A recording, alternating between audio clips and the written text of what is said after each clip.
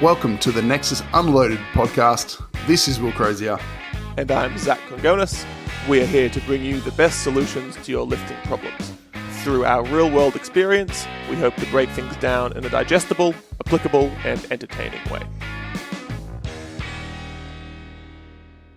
Today, we are talking over the topic of I am overthinking my technique and it's leading to a subpar effort. That's a problem that we're going to break down in this episode. We try to get to it from a powerlifter's perspective, from a non-powerlifter's perspective, so just somebody with normal strength, or physique goals, as well as from a powerlifting coaching aspect and how we would go about it from all those different viewpoints and some of our ideas on technique perfection, and some things that often cloud the minds of these people that are what we call or what we deem overthinkers. We also talk over our Deadlift for Dogs event as well, a couple of updates on that, including our shirts that we've ordered, our banners, and our sponsors for the event, what's going on in our lives as usual, and let's get to that. The first thing I have noted down here to get into is just, I wanted to check up because I remembered that you have many unique clients.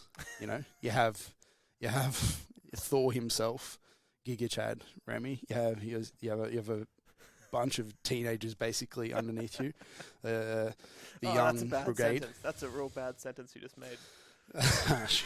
Should be right. And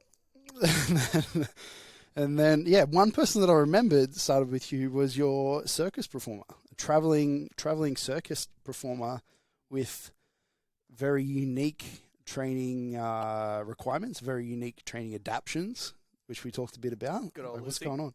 I mean, she's Lucy? currently, I think tomorrow, she's flying out to Denmark or where Dutch people live. Where's that? Netherlands. Yeah, around there, to go to some cool school to learn circus things. And on that note, we were talking about it before, and she's got this like real jacked muscle coming out the side of her leg. We looked at it was the peroneus or peroneus longus, quite possibly the most jacked peroneus longus I've ever seen in my entire life. It's like an anime muscle. You never like come out at like aggressive angles. Like do you watch much anime? No. Oh, I know. Yeah. I know of the It's like a sharp line. it cuts in rather than just a nice curved muscle. This muscle legit What is it? like So what does she do? She's so I'm pretty sure the technical term is a baser, which means she's at the bottom of things and provides support and stability for the people above the baser. Hopefully, the pyramid. I mean, I assume they do more than pyramids, but I think pyramids may have an element of it. She'll either be stoked that we're talking about it or mad that I have not been listening. She has said baser many a time. I don't know. She does a bunch of other stuff as well, but I think their jobs vary. Surely she just doesn't do like the one thing, and then it's just like you're the person that holds people up. Like in a circus, surely they have multiple jobs. I mean, I assume it's kind of like when you have different cheerleaders. You have one who's being chucked into the air, and the one's doing the one chucking. person does the flippy flips, one person catches, I doubt that the person doing the chucking's the one who's doing the flippy flips. Yeah, and so her leg thing. Like, obviously, like, if she's... I could have this completely wrong, but she's on the bottom of this pyramid holding people up. It'd be similar to us, as in, like, heavy thing on back. But, obviously, she's got this odd adaptation on her leg. Well, the leg thing's from foot juggling. Foot juggling. So, so what? From the gist of it is juggling with your feet. You're laying on your like back with your feet in the air, and you're, like, doing the... That's cool. That's cool. Like, I could be 100% wrong. I'm going to preface this. I'm going to send this to her as soon as we air this, and it's going to be like, hey, what's this podcast? So we talk about 5 minutes about my poor understanding of circus acrobats. Yeah, pretty much. It's not a common thing people come to us for. No, but it's fucking cool. If you were in the circus, what role do you think you'd play? Like, it's easy to just go clown, but... I wouldn't even make it the clown. I'd be low-rank Carney. I'd be like missing 2 teeth. Dude, like just ripping people off. Rigging all the games and shit. No, it's all right. It's all right, little boy. You'll definitely win your money. Then when they I'm fail, sure you sell like single cigarettes to the kids. Markups are huge. That's where I got these headphones Yeah, from. what a life. What a life, Carney. Just traveling around, living it to fullest. I was thinking I wouldn't be too good at most of the jobs, because most of the, like that one, like foot juggling, like that is so, like I'm not coordinated. I mean, you got I those do powerlifting. big old feet. I stand on 2 feet. Yeah, but it's good for powerlifting to stand in a like just fucking based, don't fucking move, do the squat thing or whatever. Like anything like coordination, I think are well past me at this point, and I don't think anybody's catching me. That's for sure.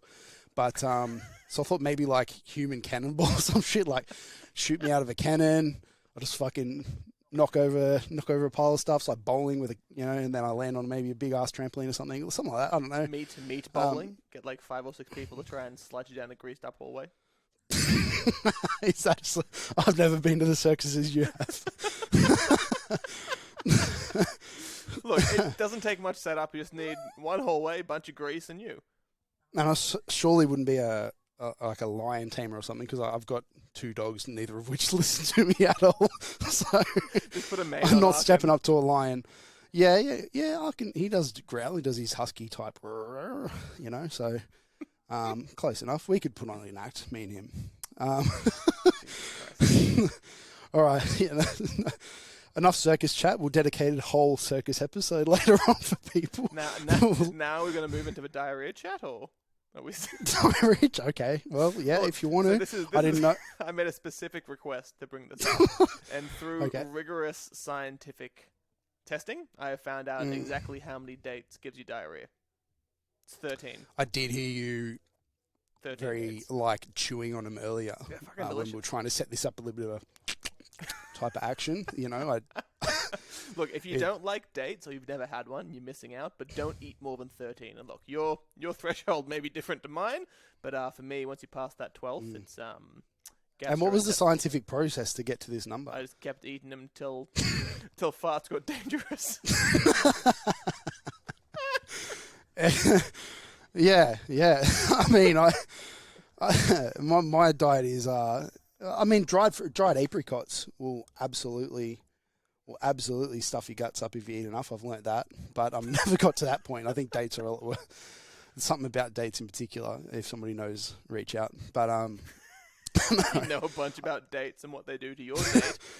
Please contact just us. want us to again dedicate a whole episode segment towards date eating. If we've got a date expert out there, Dating. reach out, please. Yeah, we got Jack the mango expert on the team, so like surely we can just get an expert in each. Date expert. Alex is the banana expert. We'll get him on to talk about bananas for sure. Excessive locking is a topic that we have noted down here. I don't know, again, another thing which I have no idea what the fuck. Excessive locking. I forgot what I wrote that down for, to be honest.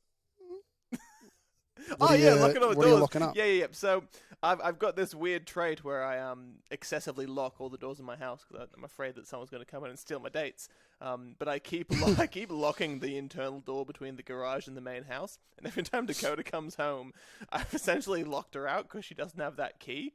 And I'll be like, say if I'm doing this podcast, I always hear like aggressive thumping, and she's just in the garage screaming, and I never know whether to like hang up my call and go get her or just pretend I'm not home. Because either way, I get in trouble. Yeah, you're stuffed. Yeah, I don't know. At our house, it's more excessive unlocking. I definitely wouldn't say that on a podcast where some people know where you live. No, as in like I'm terrible at locking things. But there is we kind of have an inbuilt defense, which is a massive hill. And if I'm assuming it's mostly powerlifters listening to this. And there's no way any of them are getting up that hill. No chance. You need one of those old people chair railing things. Just an elevator. Yeah. Nah, we'll be right. We'll just keep running the risk. I wanted to dive into, we've mentioned Deadlift for Dogs a few times on this, running at the gym. It's a deadlift-only competition that we're hosting here at Nexus Performance Gym in Burleigh in the Gold Coast. Very soon, have a lot of people prepping for it. And we have just finished up ordering our t-shirts, got them designed. We got a good design. If you're keen to check that out, jump on the Nexus Instagrams and have a look. Vicky put in a lot of effort into getting it perfectly right because they kept coming back designs with different dogs on it, and she specifically wanted Tank on there. Wait, is that meant to be Tank? It is. It's not perfect, but if Tank's black and then on a black shirt, just wouldn't work exactly. So we had to modify him a little bit, but it is themed off Tank doing a shit and looking like yourself deadlifting. So yeah, based off that, we have a few sponsors locked in for it. So we have, in no order whatsoever, Ethos Strength down in Adelaide, Big Sam helping out. Pet Wellness Centres here on the Gold Coast, Holt Constructions, and Gold Strip Demolitions. Kind of did them in the opposite order you would use them. So demolitions would usually come first, then constructions would rebuild it, then the Pet Wellness Centre in there, which is essentially a vet to give you the dog or to provide you the animal for your house, and then Ethos coming in with Pokemon lifting shirts. advice. Lifting advice and Pokemon shirts. Pokemon shirts, love it. Cool. I have got here for our topic of the day, our education topic. As always, like rather than just speak on dates and shitting yourself for the entire episode, we do have educational. we do sometimes like to delve into the educational realm within this podcast. It's not purely shit talk, and once again, we like to theme our episodes around a certain problem or a certain question that has been sent in. At this point, obviously, early days of the podcast, we're getting them mainly from our clientele and or problems that we've seen in the gym or things like that. We will be having people send them in and answering listener questions. So when we get around to that, I'll absolutely be putting that there for everybody to send in what they want us to talk about, what problems they're having. But the one which got brought up should that I read the question in like an accent so it's more authentic to the person who wrote it in? I don't know where this is going, but yeah, I'd love to. I would love. I'm scared from. Yeah, all right. I've only got a very small amount of accents, many of which I don't know how many I was very about to say. inappropriate for the situation. But I will go with Southern Belle for this one. So the person has asked, "Why I'm overthinking my technique and it's leading to a subpar effort in my lifting. What do I do?" I don't know how that was relevant. I'm like, I don't know where this is going, and I've just realised it's going absolutely nowhere. But yeah, yeah, I guess, yeah. So the topic is overthinking. People overthinking their lifts, which you see constantly at every level, beginner, intermediate, advanced. I've seen them all, overthinkers, underthinkers. There are two types of people, I feel like, at either end of the spectrum here. You've got the overthinkers when it comes to technique, and they're the people who... nerds, primarily, usually, call them. Yeah, I was about to say smaller in stature and don't lift too much and like to really... This is so generalised, but like to leave PubMed links in, on social media posts to put other people down and to leave comments on YouTube as to how wrong the video is. But those sort of people tend to be the overthinkers. And then we've got the underthinkers, like I like to call them. They generally have beards. They generally, sniff an entire bowl of ammonia before running up to the bar and just cranking it off the ground. And then usually their career's over a couple of years into the lifting, and then they like to they're also the guy who'll come up to you in your local cafe when he sees you've got some muscles and tell you about what he used to lift. It's never what he lifts now. It's what he used to lift. So they're your classic they're your classic example of the underthinkers. Now, ideally, I would rather people not be either of those people. I would rather people land somewhere in the middle. The extremes for anything is never a good place to live. No, but you want to have traits of each of those. You want to know when to switch it on, and when to hold back a little bit. And we've already done an episode on the psychological side of this thing, so that it ties into that a little bit. But I would say for powerlifting, if you're going to be one of them, it's probably leaning towards the overthinker side of things. Just simply because, like, when you walk onto the platform to perform a lift, you get 60 seconds. It doesn't sound like much. 60 seconds, not a large unit of time. But when you're performing one repetition and that's all you're going to do. It's not a fast-paced sport. So like there's a curve. You could probably set up 5 times. Yeah. People get freaked out and they're like, oh, you quick got to set up underneath it. But really, it takes forever, and then you have plenty of time to set up. So I would rather my lifters, especially in the setup portion, getting under the bar, learn, maybe lean towards the overthinker side of things and be very methodical and very consistent in how they set up. And then when it comes to you actually underneath the bar and you've got the weight on your back and the ref does the go thing and all that, then maybe you hopefully become a little bit more of the underthinker. So you definitely got to have traits of both. And I think we can give some decent advice for powerlifters, for non-powerlifters, for coaches around this. Do you have a lot of overthinkers? Do you have a lot of clients who you think are just chronic, overthink the crap out of everything? Plenty. There's definitely an even mix. I think that within the environment that is powerlifting, there's probably like a 50-50 split. I wouldn't say there's more overthinkers or more underthinkers. I think there's definitely a certain type of person who would fall into either camp. Generally, the overthinking comes paired with like a previous problem. Like if someone's hurt themselves before, that can usually make them a little bit too cognizant of what's going on. And on the flip side, the underthinkers are the ones who've never gotten hurt. They're pretty fresh and they feel like they could just run through multiple brick walls all at once. And I think for myself, dealing with each of those people, as we kind of talk about a lot of what we do has to be personalized because of this. The approach needs to be different for each person. Some people need more or less of each of those traits or attributes when we're trying to break down exactly what we need to fix or how we're going to go about it. And I guess tying that in with technique and one's ability to push technique in the right direction based off if someone's overthinking or if they're underthinking, it's about establishing, at what place am I happy or happy-ish with this person's technique?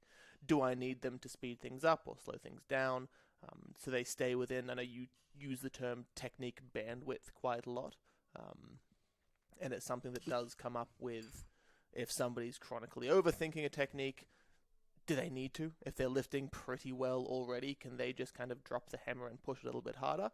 Whereas if someone's technique looks like absolute dog shit, do they need to pull things back and think a little bit harder on what they're going through? Yeah, that's a good point. We covered a lot there.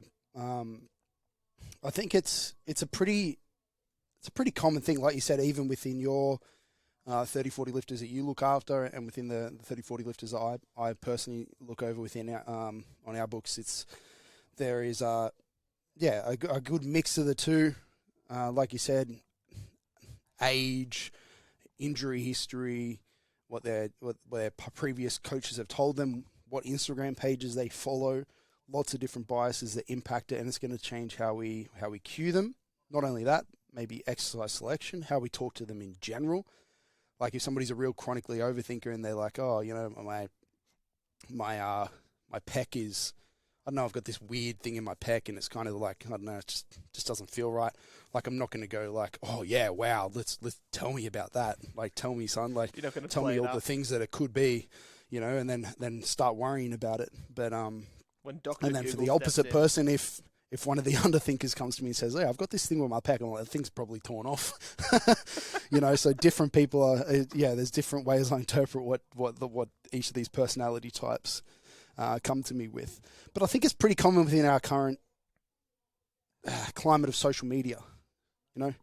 If you look at it, I see on the daily, I follow clearly like a lot of powerlifting pages, a lot of powerlifting coaches, a lot of lifters. Probably, 10 plus kind of squat tips or bench tips or just technique advice or this other advice or all this other stuff. So, and us as a company, Nexus Performance, we're putting out through our channels, here's some advice, here's some things that might improve your bench press, here's some things that might improve your squat.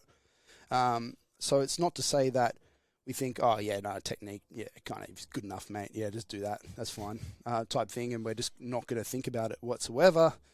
But But it's easy if you can imagine somebody who's maybe a little bit experienced, a little less experienced, and kind of seeing like these hundreds of posts on how to improve your squat in potentially conflicting kind of advice from all these different pages as well, like how it can be quite confusing.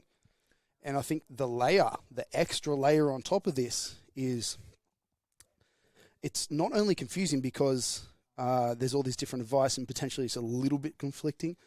But that's only if you follow like powerlifters and those powerlifting coaches are talking about powerlifting. But if you're talking about squatting for an athletic pursuit, for weightlifting in your area, like for bodybuilding, you know, as opposed to powerlifting and all these different things, you're going to have a slightly different technique. You're going to have a slightly different way of performing the squat for each one of those goals.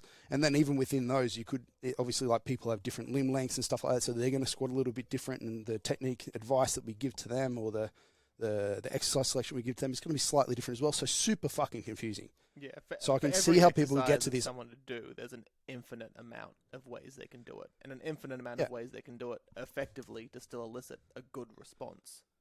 And none of them are wrong. None of them are wrong. Like, you can't say like, oh, that guy who said do the squat in this way for his people is 100% incorrect because it's not exactly the way that I do it. But they might definitely be correct, or they might be right for the right situation with the right person, the people that they deal with. So it's not that it's wrong. It's just that it needs to be given context to that particular situation. So it's more as long as you can look at social media.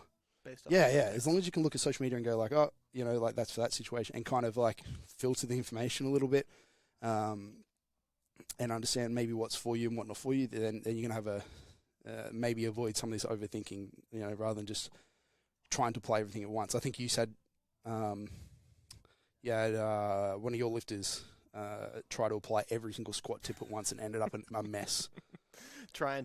I'd call it the tips and tricks culture. Just trying to apply, your favorite lifter says do this, his roommate's coach says do this, his dog says do that. You try and bundle it all together in this quest of the most efficient, optimal lift, and you eventually just end up mashing so many things together, it just becomes this Frankenstein lift that kind of looks shitty, even though you've tried to integrate as many things that could improve its efficiency as possible.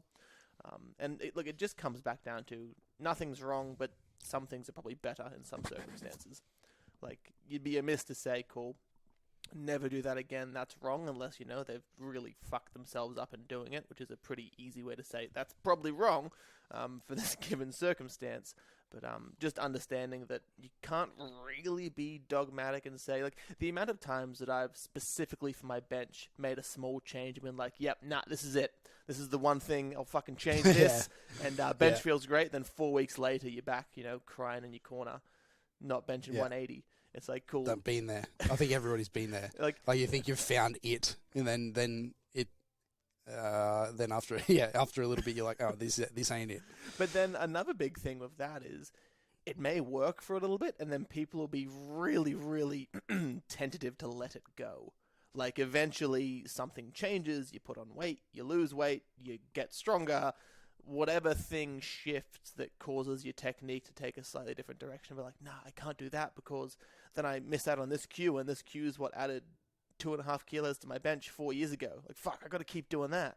And people get so hung up on it, especially like, it's very difficult to let it go if it helped. But understanding that technique and what's acceptable technique is going to shift as time moves. Like, I bet, even though you don't pull sumo, a sumo that you'd pull today looks very different to the iconic sumo video of you and your runners. And I'm sure we could get that. I'm sure we could get that shared somewhere. I was about to say, going back and defining that technique bandwidth, but I don't know where that would land on the bandwidth. I think, it would that technique when I would have been like 20, but you're referring to a video of me pulling sumo in lifting heels with straps and absolutely yanking the crap out of it in more of a conventional position than a sumo. It was just a wide and thoroughly gelled hair, like a lot of hair gel. No. Yeah. No, I've never been a hair gel guy. No, it might have been sweaty. Okay, like hair gel. Just fucking throw me under the bus. And and I think it was like 260 something. So It wasn't a bad pull. Not at all. Yeah, it was a fucking good, and I would have been 90 kilos or so. But but yeah, that one might land on the borderline of this technique bandwidth of this worked, acceptable. Though. It got the job done. Still on the board, even though it was in an obscure corner on the board. It was still on the board. Yeah, and I wasn't getting injured from it. Like it wasn't so faulted that it was going to set me up for injury. It definitely, from a powerlifting coaching perspective, wasn't super efficient. Wasn't allowing me to lift the most amount of weight. But at that time, I was bodybuilding, and it wasn't so much, that big of a deal for me to lift 1 rounds. It wasn't competing, so different goal, different time, different correct. But with that technique bandwidth thing, like, do you want to quickly just give us a bit of a definition to how that lays in your head? Because I feel like it's a different thing for a lot of different coaches. Yeah, so technique bandwidth, that's definitely the term that you'll use quite a lot. I'll use a continuum of technique because I like the word continuum. It's really just describing that there's going to be a very large amount of points along a line that can effectively push you towards your goal. As you move up and down that line, efficiency is going to increase, and it's going to be slightly better at doing the job, and it's probably going to be safer until it crosses a point when you lift heavy enough, everything becomes slightly dangerous. But understanding that there's a very large curve in the middle that's going to say, look, all of the ways of doing this are going to be effective, relatively efficient, and complete the task. In the fringe towards the left, you have, hey, maybe don't load that up too heavy because it looks terrible and might cause a problem. And the other side is like, hey, this looks so perfect that you're now pretty much just playing the game of leverages over anything else. So I was just describing there's a whole lot of shit that can work, a couple of things that won't work as well, and a couple of things that'll work really well. Yeah, so for me, it's like trying to get your technique kind of in this acceptable range of, like, it's good enough that you're not going to be injured from it, that it's going to be kind of ticking the boxes of the fundamentals. I think this is the big key to it, because, like, we can cue how you grip the bar or your elbow position in a squat, like where it is exactly, how you're creating upper back tightness, all this stuff, and tweak that. Just make these little minute tweaks to potentially make somebody's squat better in our eyes, so it's closer to what we see as the kind of how a squat should be. But the fundamentals, like, we in the mentorship kind of really focus on big fundamentals for each of the lifts. In the squat, it's like keeping your weight mid-foot and making sure you're not falling on your toes or your heels, and then obviously, like, the other little where you position the bar and how you create tightness and all that stuff, how you brace can impact that. But we're really going to, like, really focus on a few things, a few of these bigger things which influence how you move and how your technique kind of pans out for your body shape, rather than trying to cue each of the toes and trying to cue, whether to push your knees in or whether to push your knees out or whether to twist your hips, do this at your hips, whether you tuck your hips, whether to extend through your hips, whether how you brace, like every individual thing. We could go on forever, but we're really focusing on the big things that are going to make the biggest changes to a person's technique, the big fundamentals, no matter how they look. Because me and you, we lift in different ways. We look different. Yeah. Our squats, they don't look exactly the same. Our deadlifts, they don't look exactly the same. One of the pair arguably achieves the task quite a bit better, but the other one still kind of slightly works. more efficient. Yeah. But it's like we're not. We might still be having the fundamentals down. We're both powerlifting, even though it'll look relatively different. We're both powerlifting moderately safely. I'm not sure whose is safer. Probably yours. I mean, I do have RoboSpine, and RoboSpine does good deadlifts. But don't get into an argument about safety. We're gonna cause an explosion of pain science people on the internet with that. But when we're talking about powerlifting, we're talking about efficiency. So we can definitely say that a technique is more or less efficient for a person in terms of, like, optimizing levers and biasing prime movers that should have the highest ceiling of potential in terms of force production and all that sort of stuff, right? But the big key thing we're saying here is that there's no, in our eyes, like absolutely perfect technique that like encapsulates everybody and goes like, yeah, no matter what your age, your injury history, your mobility, your lengths, your segment lengths, your leg lengths, stuff like that, your goal, anything, whatever. There's no absolutely like this is the perfect picture of a squat or of a bench or of a deadlift for you, and it's going to lead to all the best results. It just doesn't happen like that. And when you start thinking about that, that's when you become this overthinker person. That's when you start going like, well, fuck, my knees caved in 2 degrees, so I guess I should go back to the bar and just start from scratch and you know, do not pass go to jail, go to lifting jail and start again essentially. We don't want you to do that. As long as you land within, like we said, within that kind of bandwidth of you're not going to get injured and it's kind of efficient, then you can still make really good progress within that. I'm not saying that we would just be like, good enough, kind of like just apply overload now, 5x5, do good things. We would still be tinkering with your technique. We would still be like, okay, let's try this slight deviation. Let's try this cue. Let's try cueing this, whatever. Let's change your bar position. Let's change your grip width. Let's change your stance width. Let's tinker around just a little bit, not week by week, but maybe block to block or incrementally and probably just one at a time. But we are going to do that whilst going through a standard progressional thing, not worrying about perfection and just worrying about hopefully progressing and getting closer to this ideal technique in mine or your mind or whoever's the lifter's mind. Tinkering is definitely preferred to overhauling, because at the end of the day, if you're a coach listening to this, people are coming to you to get strong, and in some cases, yes, it's warranted. You have to kind of tear it down a bit, and if you're genuinely concerned about someone's safety or it's a really big problem, do what you got to do. However, when you're looking at it, if you can make these small incremental changes while maintaining strength and keeping progression, it's ideal. And it also brings up an interesting point of perfect technique, and I'm sure if you say perfect technique, someone has an idea of what that looks like. And it's difficult in a sport like powerlifting, because the majority of the strongest people kind of lift the same, because being really strong is somewhat self-selecting. Like, all the biggest squats in the world have more things in common than they do different, in my opinion. Yeah. Like, absolutely. Yeah, that's when you have, like, people, biasing towards the wider stances, or people really trying to do sumo when they probably shouldn't be doing sumo. The reason these people are so strong and their technique is so good is because if you do something once and you're really fucking good at it, you're probably going to do it more. It's very rare that you do something and you're awful at it and you're like, I'm going to devote my life to this. That's why for a lot of these really, really strong people, sure, there's outliers, but people will conflate most efficient technique with perfect technique when realistically not everyone can achieve the most efficient technique.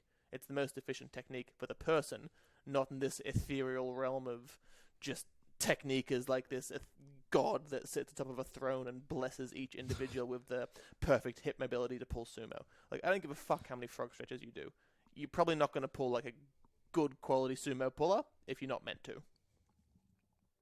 Yeah, and we different body shapes are going to bias you towards different abilities and different ways of performing things, and so ideal is going to look very different. Yeah, person to person. Like, if I could deadlift better, trust me, I would. I just can't. I could probably deadlift a little bit better, but it's never going to look as pretty as Will's. Yeah, but it doesn't need to be. Yeah, I think that's the big thing that we're trying to get across here. It doesn't need to look the same. It doesn't need to be that. And it's and usually if you have got really long arms, that lends yourself better towards a technique for deadlift, and it's going to impact your ability on other lifts, and it'll all kind of work itself out. It's just like different shapes are going to be better at different jobs. It's about holding that consistency. Being consistent with decent quality technique, being consistent with whatever changes you make, or if you're trying to tweak some things, make a small change, persist with it, see how it feels. That's going to beat perfection every time. Because if you're striving for perfection in every single lift, you're probably just going to end up being relatively weak, because you'll never push for load to a place where it's difficult enough to elicit breakdown, and a little bit of breakdown is probably good for you. Yeah, if you go to all the better lifters on Instagram, whoever your favorite lifter is, and literally like top 5 in the world type people, their lifts are going to look very, very similar every time they do it, every set that they do it, every week or whatever. But you'll often see in the comments like, oh, I just kind of changed how I wedged into my deadlift this week, or changed how I my little bit of my bracing sequence on my squat this week. Like, they're still tinkering. They're still, obviously they don't have as bigger tinkers to do to work towards the perfection. But they're still they're not there. Like, you can always be doing like a little bit of improvements. And as you mentioned before, you get stronger, you change shape, as in like you get bigger or you get smaller, or you get pick up an injury or something like that along the way. You're going to have to now potentially lift a little bit differently and tinker with that and work around how you can make this new thing perform its best. Yeah. So it's an ongoing thing, and we're always forever changing. I've just coming out of COVID, coming out of all the gym opening, all the stuff we've had on. I'm just getting back into my training. I've only strung a few good weeks together at the moment. So every single week is a big stride towards a consistent technique. And it's not that I'm changing things rapidly. It's just that, each week there's a little bit more practice, and I kind of remember like, oh yeah, that's right. That's how you kind of do that thing. And you just get better at it. Matt, my coach Matt, isn't sitting there going like, hey, try these 10 different cues. Why aren't you doing the foot thing that I, squeezing your little toe, like I said. So there is an element of just kind of tinkering and working it out as you go as well, as long as you're within that realm. Now, I wanted to get into non-powerlifters a little bit here as well, because the social media stuff that I mentioned before, the confusing stuff. I'm a powerlifter. I follow 50 different powerlifting coaches, and they all say slightly different things, and it's conflicting and it's confusing me and making me overthink my lifts.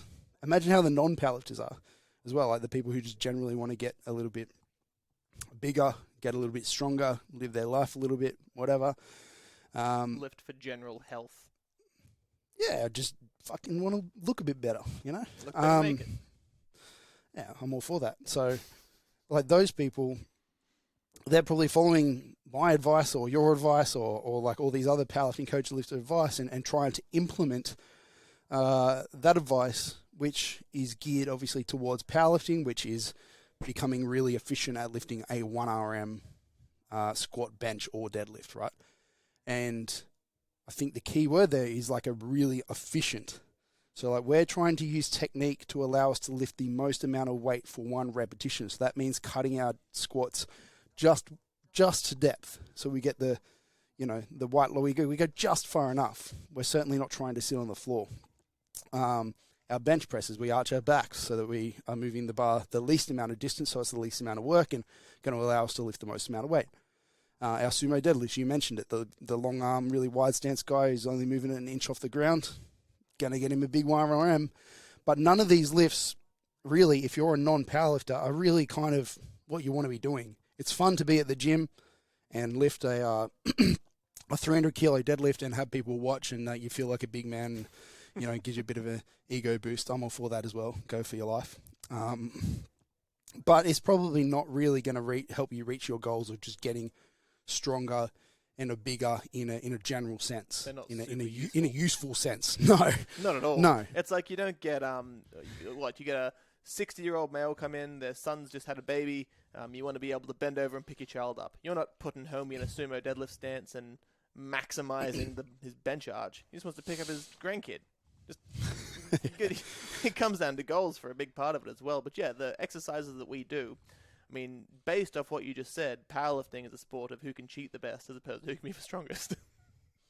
Yeah, definitely an element of both. Hey, I would all the kids out there. This is another thing, we can go down that road too, because I will happily go down that road over like everybody trying to just optimize the efficiency of their techniques to the absolute crazy degree rather than actually getting strong. Yeah, that's definitely some muscle.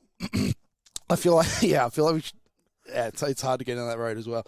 But yeah, that's definitely an element. The overthinkers are often that same person that are trying to, instead of putting on oh, maybe I should eat more food and get a little bit more muscle mass, and that will allow me to lift better. That's the conventional thinking. I have their one thinking good is joke like, maybe here. I should. I have Hit us. one good joke that will end going down this route, but if it looks like you have an iron deficiency, maybe put on some muscle instead of trying to widen your sumo stance.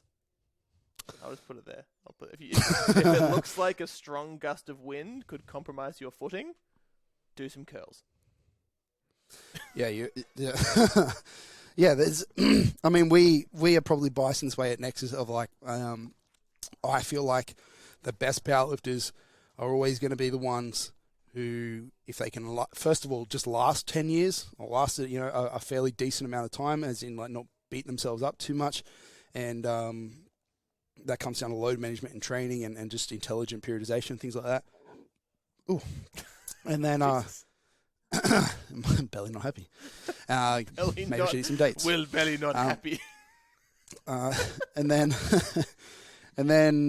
fuck, now I forgot where I was going. Oh, and then just filling out your weight class. So if you're in the 100 kilo weight class, you should be, have a relative amount of muscle mass to maximize the best out of that weight class. So,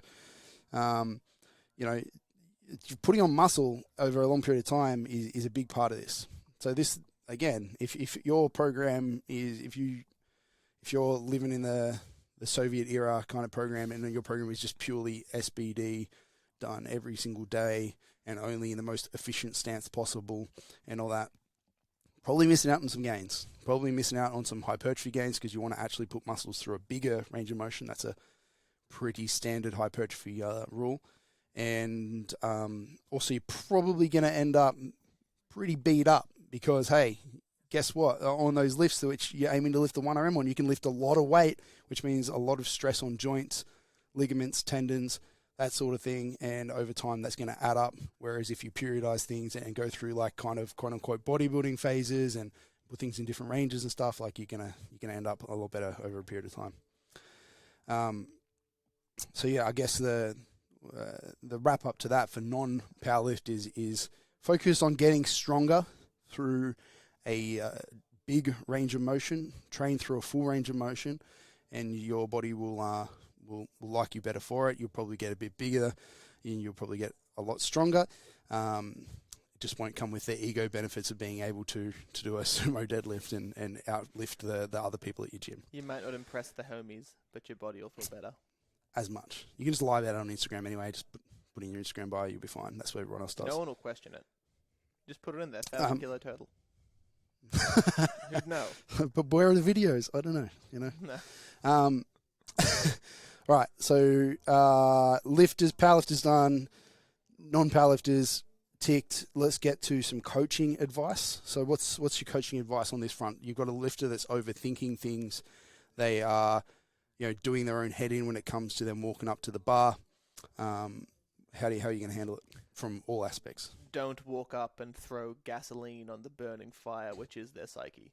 Like, if you have a client who is coming at you and is like, look, man, my big toe's coming off the floor, I can feel a 14 millimeter hip shift and my sternocleidomastoid is tight.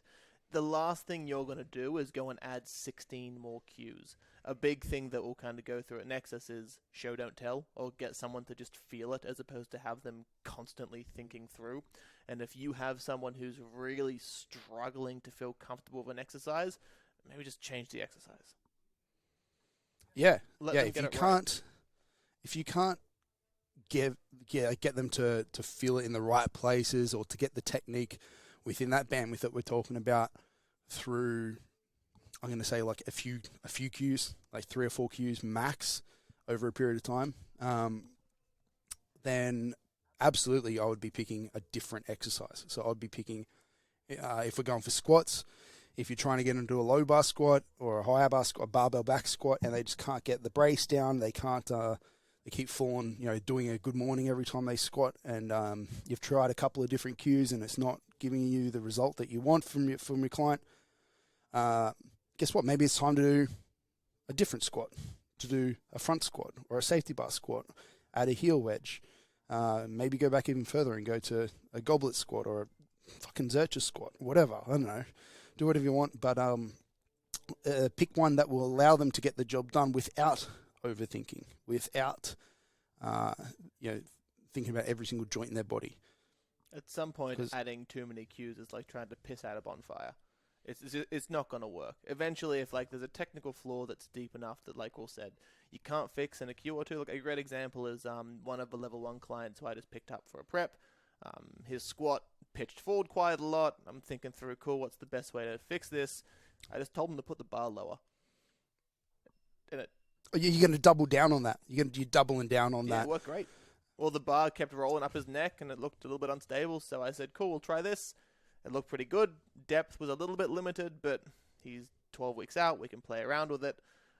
And again... That was my next question, like how far out from competition are they? Because there does become a point in a comp prep where you're just going to double down on strength, and it's just like, well, look, we're not going to make this significantly better. You know, you're not going to get the training adaptions and the you're looking for a Band-Aid hypertrophy at in certain point. areas. Yeah, you're looking to manage it. You're looking to manage it. Yeah. And I'm sure you're giving different cues on how to create upper back tightness and bracing and manage his center mass a little bit easier. But by moving that bar, it automatically gives him a little bit of it. Like he doesn't have to think about it as much. It's a reference point. And for me, if that cue didn't work, if the cue or two I gave upper back tightness didn't work, I probably would have just constrained it heavily with a tempo and tried something else. At that point, you make the choice to change. Yeah, when somebody's very close to a prep, you don't have that luxury. I'd say that once people kind of cross that 8-week out mark, stop fucking with shit. Once they're 8 weeks out, how they're going to lift at 8 weeks out is how it's going to look on the platform no matter what you do. Yeah, we're going to have to do a different episode on peaking, but there is like in the mentorship, as soon as we mention peaking, everybody starts talking physically, taper this, taper that, fatigue, whatever. They're the words that you hear, but like there is a big mental aspect to it. Like I feel like peaking is just as mental and about building confidence than anything else as well. And there are obviously there always going to be ups and downs in a comp prep. You're probably going to fail a couple of lifts here, probably going to have some bad days there, but part of our job is to help get them onto the platform feeling good on the day. So we're not getting to the platform going like, fuck, I hope my sumo feels good today, because it's kind of like only 50% of my sessions, and like I hit my stretches perfectly, and hopefully all this, the stars align type thing. We definitely don't want that. And if you give them the chance to succeed during the prep with good quality movement selection, the chances are they won't have to think as much. Like once you get people to that stage where they're kind of doing things automatically, which is really only achieved through a lot of repetition of good quality things, people are happy as Larry.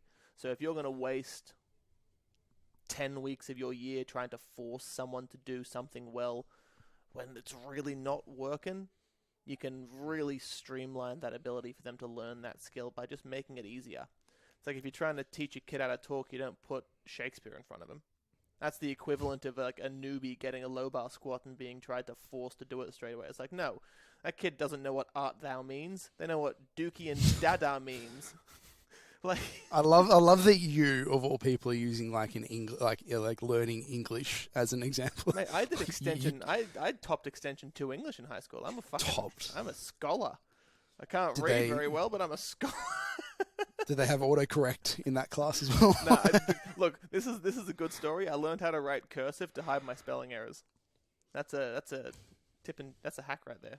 Write cursive, don't know that you misspelt neighbor. You just do a bunch of just jam it together so it's unreadable. Yeah. And then the first 3 letters and the last 2 letters. If you get those ones semi-right, they know the word.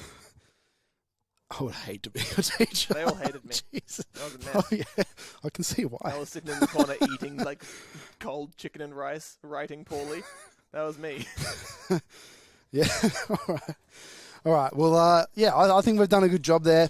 We won't do a recap. I feel like that's pretty good. We've given advice to powerlifters. We've given advice to non-powerlifters. We've given some advice to coaches out there. Hopefully some practical takeaways that help. And please send through your date PBs. I want to see if anyone beats 13. Yeah. Send them through. Give Zach your feedback. See if your gut is more iron than What's Zach's. the Mickey? What's the stool chart? The pippy chart? What's it called? Bristol stool chart. Yeah, that one. Send us your Bristol stool chart analysis of your turds. Okay. To Zach's inbox, not mine. Nah, straight to Will. Please don't. Please don't. All right, we'll leave it there. Thank you. Cheers, everyone. Talk to you next time.